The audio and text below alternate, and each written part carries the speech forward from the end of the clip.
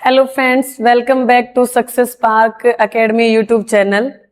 कल हमने अपना chapter chemical effect of electric current शुरू किया था। उसमें हमने कुछ चीजें डिटेल में पढ़ी थी। उससे आगे आज हम इस लेक्चर के अंदर पढ़ने जा रहे हैं, जिसमें फर्स्ट टॉपिक है इलेक्ट्रिक फ्यूज।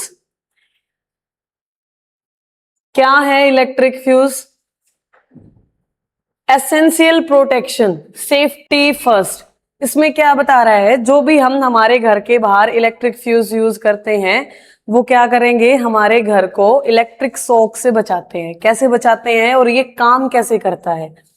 एसेंशियल प्रोटेक्शन कैसे है भाई? ये जरूरी क्यों जरूरी है ये? पहले तो समझो इलेक्ट्रिक फ्यूज है क्या। An electric fuse is a critical safety device designed to protect electrical appliances from high current surges। मतलब क्या है, जब भी घर के अंदर हाई वोल्टेज से इलेक्ट्रिसिटी सप्लाई होगी तो जो भी बिजली से चलने वाले इंस्ट्रूमेंट हैं उनको बचाने के लिए हम इलेक्ट्रिक फ्यूज का यूज करते हैं। ये हमारे घर के बाहर होता है और इसका एक फिक्स मेल्टिंग पॉइंट होता है। और वो फिक्स मेल्टिंग पॉइंट कैसे डिसाइड करते हैं? हम डिसाइड करते हैं कि अगर इससे ज्यादा वोल्टेज की एनर्जी इलेक्ट्रिसिटी अगर घर के अंदर आई तो ये जो भी हमारे इंस्ट्रूमेंट है वो खराब हो जाएंगे। तो हम क्या करते हैं कि भाई उससे थोड़ा सा कम या थोड़ा ज्यादा कम यूज करके हम एक वायर लगा देते हैं, जिससे अगर उससे ज्यादा इलेक्ट्रिसिटी आई तो वो वायर मेल्ट होके पूरे सर्किट को खत्म कर देती है, तोड़ देती है बाहर से जो बिजली आ रही है उससे। प्रिंसिपल ये काम कैसे करता है? कौन? Electric fuse operates on the heating effect of A electric current. Electric current के हीटिंग इफेक्ट पे। हीटिंग इफेक्ट कैसे? जो वायर है वो वायर हीट होके मेल्ट हो जाती है अगर हाई वोल्टेज से इलेक्ट्रिसिटी घर के अंदर सप्लाई होगी तो। फंक्शन कैसे काम करता है? ये ब्रेक्स द सर्किट, सर्किट को तोड़ देता है बाय मेल्टिंग, अपने आप को मेल्ट करके। व्हेन एक्सेस करंट फ्लोज, जब ज्यादा करंट फ्लो हो जाए, सप्लाई हो जाए घर के अंदर। कंपोजिशन इसके अंदर होता क्या है, ये कैसे बनता है? ये एलओए है। एलओए क्या होता है? Mixture of metal with metal और मेटल विद नॉन मेटल। तो ये कह रहा है कि लेड और टिन, इन दोनों को मिलाने से हमें जो एलओए है बनता है उसको एज ए फ्यूज यूज कर सकते हैं। ठीक है। नेक्स्ट है never use thick wire as a fuse. बहुत मोटी वायर यूज नहीं करनी चाहिए। ऐसा क्यों? क्योंकि उसके अंदर लो रेजिस्टेंस होता है। Low resistance that means the substance can pass the electricity with high voltage. मतलब अगर रेजिस्टेंस कम है तो वो क्या करेगा? ज्यादा पावर की इलेक्ट्रिसिटी को पास करने के लिए एबल होगा। Prevent it from melting easily. मतलब अगर लो रेजिस्टेंस है ना तो वो जल्दी से मेल्ट नहीं होगा, और मेल्ट नहीं होगा तो हाई वोल्टेज वाली इलेक्ट्रिसिटी घर के अंदर सप्लाई हो चुकी होगी, और ऐसा होने से जो हमारे घर के इंस्ट्रूमेंट है जो बिजली से चलते हैं वो डैमेज हो सकते हैं। तो इसीलिए कभी भी थिक वायर यूज नहीं करनी चाहिए, क्योंकि थिक वायर की रेजिस्टेंस लो होती है। तो अगर इसका उल्टा पूछे, जो हम फ्यूज यूज करते हैं इलेक्ट्रिक फ्यूज, क्या उसकी जो रेजिस्टेंस है वो हाई होगी या लो होगी? हाई होगी। क्यों? क्योंकि हाई रेजिस्टेंस होगी तभी तो जाके वो हाई वोल्टेज वाली इलेक्ट्रिसिटी को पास करने के लिए परमिशन नहीं देगा। Next, electrical conductivity of liquid. Liquid के अंदर से कैसे इलेक्ट्रिसिटी कंडक्ट होती है? तो सबसे पहली बात, अगर किसी लिक्विड के अंदर से इलेक्ट्रिसिटी हमने पास करनी है तो लिक्विड शुड बी इम्प्योर। मतलब कि लिक्विड के अंदर इम्प्योरिटीज होनी चाहिए, जिसकी वजह से उसके अंदर आयन प्रोड्यूस हो जाते हैं, और आयन से ही क्या करते हैं? इलेक्ट्रिसिटी को पास करते हैं। Unlike solid where electrons carry charge, current in liquid is facilitated by the movement of ions। Solid के अंदर हो सकता है लेकिन उसके अंदर आयंस इतने फ्री नहीं होते, लिक्विड के अंदर ज्यादा होते हैं, तो लिक्विड ज्यादा करंट फ्लो कर सकता है। टेस्टर मैकेनिज्म, टेस्टर कैसे काम करता है? Tester work with LED, it prefer for liquid due to lower overall conductivity. जो एलईडी है, एलईडी यूज होती है टेस्टर के अंदर, देखा होगा तुमने घर पे, वो कुछ ऐसे होता है, उसमें पीछे यहाँ एलईडी यूज होती है। अगर उसको तुम कहीं किसी भी एप्लियंस के पास लेके जाओगे या टच करोगे, अगर उसके अंदर से इलेक्ट्रिसिटी पास हो रही है तो ये एलईडी ग्लो करना शुरू हो जाएगी और हमें पता चल जाएगा कि यहाँ इलेक्ट्रिसिटी पास हो रही है या नहीं। Role of a salt, salt का क्या रोल है भाई अगर पानी के अंदर मिक्स कर दे तो? Metallic salts add to water act as impurities. अगर हमने सॉल्ट को पानी में मिक्स कर दिया तो वो इम्प्योरिटी का काम करेगा और जिससे आयंस रिलीज होंगे और जिससे वाटर कंडक्टिव हो जाएगा। अभी बताया कि अगर प्योर वाटर है तो वो बैड कंडक्टर होता है, अगर उसमें इम्प्योरिटीज होंगी तो वो गुड कंडक्टर हो जाएगा। Pure water that is distilled water, distilled water is poor conductor because it is feeble ionised, मतलब इसके अंदर आयंस बहुत कम होते हैं। Next is comparison of liquid conductivity. कैसे? गुड कंडक्टर कौन से होते हैं, बैड कंडक्टर कौन से, पुअर, बेटर कौन से हैं, पुअर कौन से हैं। लेमन जूस, सॉल्ट वाटर, ये गुड कंडक्टर होते हैं क्योंकि इनके अंदर कंडक्टिविटी लेवल हाई होता है बिकॉज यहाँ पर आयंस ज्यादा होते हैं, presence of high ion concentration. Next is better conductor, that is good, good हैं, अच्छे हैं, किससे? पुअर कंडक्टर से, लेकिन थोड़े से कम हैं गुड कंडक्टर से। टैप वाटर जो है वो इलेक्ट्रिसिटी कंडक्ट कर सकता है, not at as much as good conductors. ये इनके अंदर जो कंडक्टिविटी लेवल होता है ये मॉडरेट होता है, ना हाई और ना लो। इसके अंदर मिनरल्स और कुछ साल्ट डिसॉल्व होते हैं जिसकी वजह से थोड़े बहुत आयन प्रेजेंट होते हैं और ये उसकी वजह से ही थोड़ा सा करंट फ्लो कर देते हैं। पुअर कंडक्टर जैसे डिस्टिल्ड यानी प्योर वाटर, इसके अंदर बहुत कम ही लेवल होता है कंडक्टिविटी का और ये ऐसा इसलिए होता है क्योंकि इसके अंदर अब्सेंस होती है इम्प्योरिटीज की, इम्प्योरिटी नहीं होती इसमें और आयंस नहीं होते जिसकी वजह से। Next is chemical effect and electrolysis. Chemical effect of electric current क्या है भाई? जब भी इलेक्ट्रिसिटी कहीं से पास करे तो वहां पर कुछ चेंजेस देखने को मिले, या तो वो अपना लिक्विड कलर सॉल्यूशन जो है वो अपना कलर चेंज कर ले, या फिर कोई गैस रिलीज हो जाए, या फिर कोई मेटल कहीं डिप जाके डिपॉजिट यानी ऐड हो जाए, लेयर बना दे। ये सारे इफेक्ट हैं chemical effect of electric current. When current passes through a liquid, जब किसी लिक्विड के अंदर से हम करंट पास करेंगे, it can trigger chemical transformation known as chemical effect of a current. अगर किसी भी लिक्विड के अंदर से इलेक्ट्रिसिटी पास की तो वहां पर हमें कुछ चेंजेस देखने को मिल सकते हैं और वो चेंजेस ही क्या है? Chemical effect of a current. सबसे पहले क्या है? Bubbling, next is deposition and the next is colour change. Bubbling के अंदर क्या है? In this process the liquid release bubbles, we can see that from liquid we can see some gases are coming outside. Gas bubbles form at the electrodes. Electrodes क्या होते हैं? कोई भी जैसे मेटल मान लिया हमने, या फिर रोड जो सेल के अंदर होती हैं वो ले सकते हो तुम, या फिर लोहे की हमने कील ले ली, और ये जो कील है इनके सॉरी इनके साथ हम क्या करें? एक कॉपर वायर अटैच कर दे दोनों साइड, और इस कॉपर वायर को और इस कॉपर वायर को बैटरी की हेल्प से कनेक्ट कर दें। ऐसा करने से जो यहां पर ये रोड हैं, इन रोड को हम क्या बोलते हैं? इलेक्ट्रोड। ठीक है, फिर क्या किया जाता है? इन इलेक्ट्रोड को किसी भी सॉल्यूशन के अंदर डिप किया जाता है। मान लो ये कोई एक कंटेनर है जिसके अंदर ये लिक्विड फिल है और यहां हमने इन रोड को डिप कर दिया, इमर्ज कर दिया। अब ये जो रोड इलेक्ट्रोड जिनको हम बोल रहे हैं, जिस सॉल्यूशन के अंदर इनको डाला गया है वो सॉल्यूशन कहा जाता है इलेक्ट्रोलाइट। समझ आया? इलेक्ट्रोड और इलेक्ट्रोलाइट क्या होता है?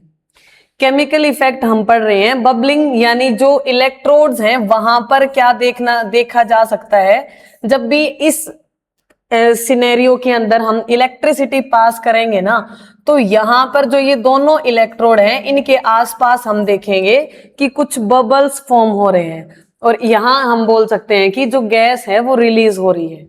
ठीक है। Next is deposition. डिपोजिशन में क्या होता है कि मेटल आयन डिपोजिट हो जाता है ऑन द कैथोड। कैथोड क्या होता है? नेगेटिव जो एंड होता है, कैथोड होता है नेगेटिव एंड। जो नेगेटिव एंड होगा वहां पर जो मेटल्स आयन है वो डिपोजिट हो जाएंगे, यानी इकट्ठे हो जाएंगे। ऐसा भी हो सकता है किसमें? केमिकल इफेक्ट में। Next, colour change, alteration in the chemical composition of the solution. जिस भी सॉल्यूशन के अंदर ये इलेक्ट्रोड हमने डाले हैं और वहां इलेक्ट्रिसिटी पास की है, ऐसे के जो केमिकल इफेक्ट है इलेक्ट्रिक करंट का, उसके अंदर जो सॉल्यूशन है, जो इलेक्ट्रोलाइट है, वो कलर भी चेंज कर सकता है। हमने 3 चीजें पढ़ी chemical effect of electric current के अंदर। फर्स्ट क्या है? बबलिंग, यानी जो इलेक्ट्रोड्स हैं वहां पर बबल फॉर्म हो सकते हैं, गैस रिलीज हो सकती है। नेक्स्ट इज डिपोजिशन, जो कैथोड है वहां पर कोई भी मेटल जो है हम एक्सट्रैक्ट करना चाहते हैं वो जाके डिपॉजिट हो सकता है। और नेक्स्ट, जो इलेक्ट्रोलाइट एज ए हमने सॉल्यूशन जो हमने यूज किया है उसका कलर भी चेंज हो सकता है। ठीक है। जैसे ये वाटर का इलेक्ट्रोलाइसिस किया जाता है। वाटर का इलेक्ट्रोलाइसिस का मतलब क्या है कि वाटर के अंदर कुछ इंप्योरिटीज ऐड करके साथ में 2 इलेक्ट्रोड इसके अंदर डिप करके और उनको एक पूरे सर्किट के अंदर पैक करने के बाद, बड़ा और ये छोटा, पैक करने के बाद जब भी इसके अंदर से इलेक्ट्रिसिटी पास करेंगे तो जो यहाँ पर पॉजिटिव एंड के साथ जो जुड़ा हुआ होता है that is anode. Positive and कौन सा होता है? जो बड़े वाली लाइन होती है वो पॉजिटिव एंड होता है, और जो छोटी होती है वो नेगेटिव एंड होता है। पॉजिटिव एंड के साथ जो इलेक्ट्रोड जुड़ा हुआ होता है वो ऑक्सीजन रिलीज करता है, और मतलब उस इलेक्ट्रोड के पास ऑक्सीजन रिलीज होती है। क्या? हाँ, पॉजिटिव के पास ऑक्सीजन आएगी। जो हमारा यहाँ पॉजिटिव एंड होता है, जिसके साथ जब पॉजिटिव एंड के साथ जो इलेक्ट्रोड जुड़ा हुआ होता है वो ऑक्सीजन, वहां ऑक्सीजन रिलीज हो रही होती है, और जो इलेक्ट्रोड नेगेटिव एंड के साथ जुड़ा हुआ होता है वहां हाइड्रोजन गैस रिलीज होती है। Next is electrolysis, the chemical decomposition produced by passing current through an electrolyte. Electrolyte क्या है? वो सॉल्यूशन जो हमने इलेक्ट्रोड को डिप करने के लिए यूज किया था उसे इलेक्ट्रोलाइट बोलते हैं। और इलेक्ट्रोलाइसिस क्या है? एक ऐसा केमिकल डिकम्पोजिशन जो बनता है by passing current through electrolyte. Electrolyte में से करंट पास करने के बाद जो केमिकल डिकम्पोजिशन हम देखते हैं उसे इलेक्ट्रोलाइसिस कहते हैं। ठीक है। Next is electroplating. क्या होता है इलेक्ट्रोप्लेटिंग? इलेक्ट्रोप्लेटिंग एक तरह से केमिकल इफेक्ट है इलेक्ट्रिक करंट का। क्या किया जाता है? जब भी जिस मेटल के ऊपर, वैसे तो इलेक्ट्रोप्लेटिंग समझो क्या है, किसी भी मेटल के ऊपर किसी दूसरे मेटल की लेयर चढ़ाना with the help of electricity is known as electroplating.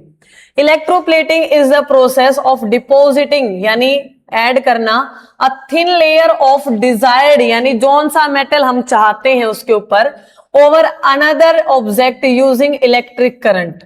Electric current use करके किसी भी डिजायर मेटल की लेयर चढ़ाना किसी दूसरे मेटल पे, उसे हम क्या बोलते हैं? Electroplating. It is an industry standard for enhancing both the aesthetic appeal and structural integrity of metal component. ये इंडस्ट्री में बहुत ज्यादा यूज किया जाता है चीजों को सुंदर दिखाने के लिए और स्ट्रक्चर्स को मेंटेन रखने के लिए या बनाने के लिए। की पॉइंट्स क्या है, यानी ये इसका बेनिफिट क्या है इलेक्ट्रोप्लेटिंग का? कोरोजन रेजिस्टेंस, यानी कोरोजन से बचाता है।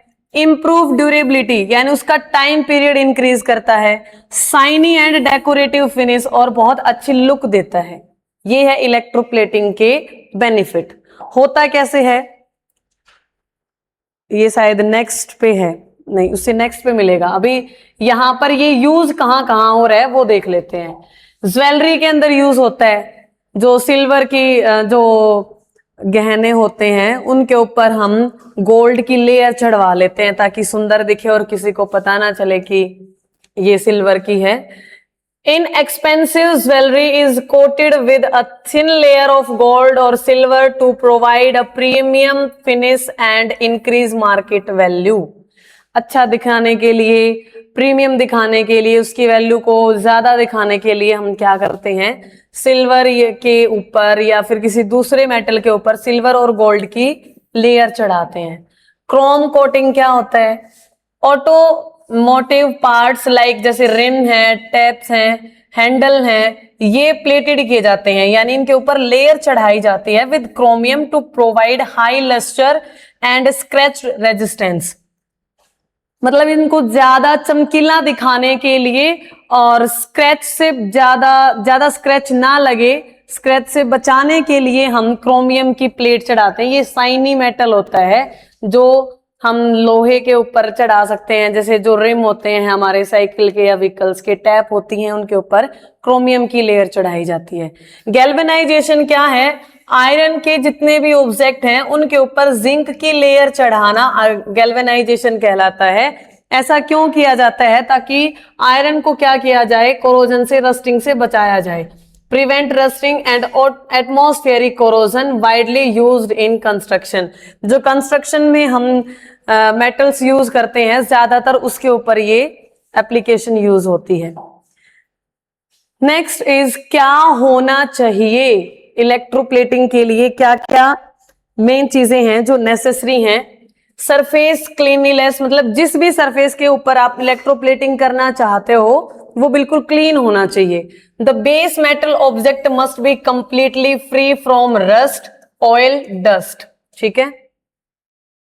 इलेक्ट्रोलाइट कंसंट्रेशन, यानी जो भी सॉल्यूशन हमने लिया है जिसकी इलेक्ट्रोप्लेटिंग करना चाहते हैं वो इलेक्ट्रोलाइट सॉल्यूशन के, इलेक्ट्रोलाइट के अंदर उसकी कंसंट्रेशन, उसका अमाउंट इनफ होना चाहिए। Use A proper electrolyte solution with a high concentration of A plating metal ions. जिस भी मेटल की तुम प्लेटिंग करना चाहते हो उस मेटल की कंसंट्रेशन इनफ होनी चाहिए।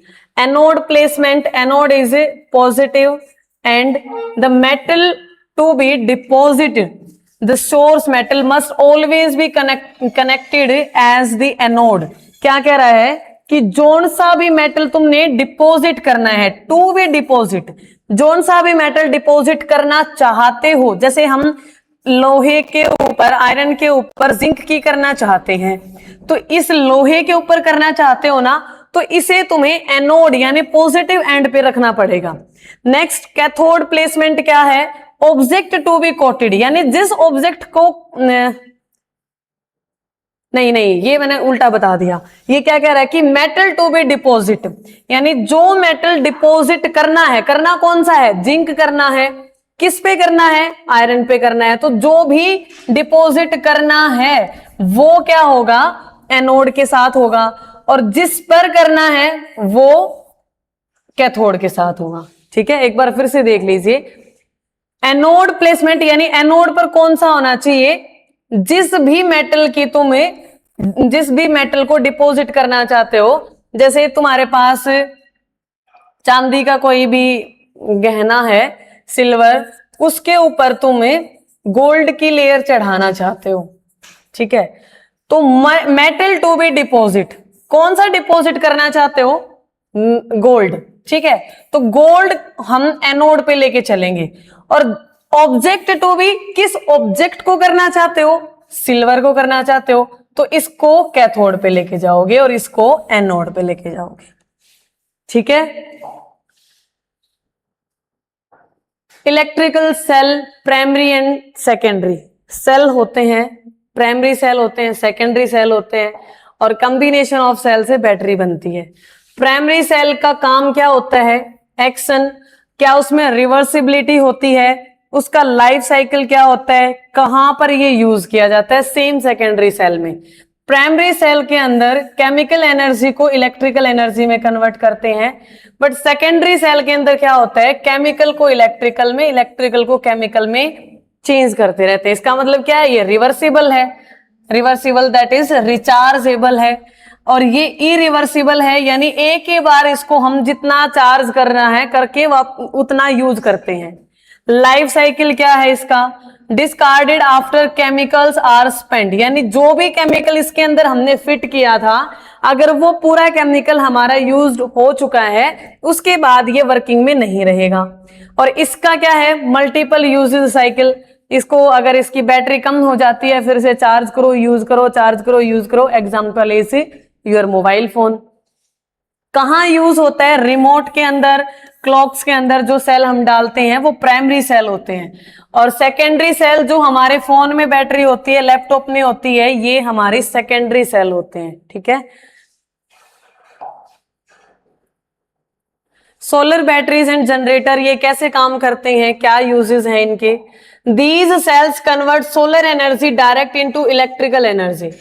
जो सोलर बैटरीज हैं वो क्या करती हैं, सोलर एनर्जी को यूज करके इलेक्ट्रिकल एनर्जी में कन्वर्ट कर देते हैं। They are vital for providing continuous power to artificial satellite in orbit. ये कहाँ यूज होते हैं, जो आर्टिफिशियल सैटेलाइट हैं उनको इलेक्ट्रिसिटी प्रोवाइड करने में या पावर प्रोवाइड करने में यूज होती हैं। जनरेटर ये डायनमो होता है। डायनमो क्या करता है, जो मैकेनिकल एनर्जी है उसको इलेक्ट्रिकल एनर्जी में कन्वर्ट कर देता है। बेस्ड ऑन इलेक्ट्रोमैग्नेटिक इंडक्शन, यानी इलेक्ट्रिसिटी की मदद से जब कहीं भी हम मैग्नेटिक फील्ड प्रोड्यूस कर दें, ये वहां उसको हम क्या बोलते हैं, electromagnetic induction. Dynamos convert mechanical energy into electrical energy through magnetic motion with in a coil. ठीक है, मैग्नेटिक मोशन की हेल्प से इन अ कॉइल, कॉइल के अंदर। Permanent magnet poles moves inside a coil. जो कॉइल जैसे कुछ इस तरीके की ये स्ट्रक्चर होती है, इसके अंदर जब हम किसी परमानेंट मैग्नेट को मूव करते हैं इनसाइड द कॉइल, और induced current is generated in the wire, उसके बाद क्या होता है, उसके अंदर करंट इंड्यूस हो जाता है, पैदा हो जाता है। ठीक है। इलेक्ट्रिकल मेजरिंग डिवाइसेस, यानी इलेक्ट्रिसिटी को मेजर करने के कौन कौन से डिवाइस हैं, डिवाइस कौन कौन से हैं, एमीटर है, वोल्ट मीटर है, गैल्वेनोमीटर है। एमीटर क्या करता है, मेजर करंट। वोल्ट मीटर क्या करता है, मेजर वोल्टेज। गैल्वेनोमीटर भी करंट ही को मेजर करता है, बट ये बहुत स्मॉल करंट को डिटेक्ट करने में हेल्प करता है। और एमीटर को सीरीज में कनेक्ट किया जाता है, और वोल्ट मीटर को पैरेलल में, और सेम गैल्वेनोमीटर को भी सीरीज में। सीरीज और पैरेलल का क्या मतलब है, जैसे मान लो ये एक सर्किट है जिसके अंदर हमने यहां पर की लगा दी, ये हमारे यहां पर मान लो बैटरी है। ठीक है, और यहां पर हमारा जैसे कि बल्ब लगा लो या कोई भी इंस्ट्रूमेंट लगा लो जो ग्लो करेगा या जिसको हम इलेक्ट्रिसिटी पास करेंगे, तो इसके सीरीज में क्या लगाया जाता है, एमीटर लगाया जाता है, यानी जिस रास्ते से इलेक्ट्रिसिटी पास होगी उस तरीके से। लेकिन जो वोल्ट मीटर है उसको पैरेलली यूज किया जाता है। पैरेलली मतलब जैसे यहां ना यूज करके हम उसको ऐसे साइड में यहां यूज करें वोल्ट मीटर को। ठीक है,